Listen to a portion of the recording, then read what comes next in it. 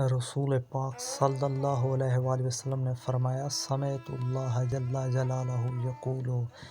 میں نے خود اللہ سے سنا ہے، اللہ نے فرمایا، علی بن ابی طالب حجتی علی خلقی، علی ابن ابی طالب میری ساری مخلوقات پر حجت ہے، و نوری فی بلادی، میرے شہروں کو علی کے نور نے منور کر رکھا ہے، و امینی علی علمی، میرا علم دشمنوں کو فائدہ نہیں پہنچا سکتا چونکہ علی میرے علم پر امین ہے، لا ادخل النار من عرفہ و ان عصانی، میں اس شخص کو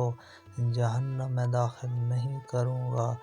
چاہے وہ شخص میرا نافرمان ہو مگر علی کی پہچان رکھتا ہو، میں اسے جہنم نہیں بھیجوں گا، ولا ادخل الجنت من انکرہ و ان اطاعنی،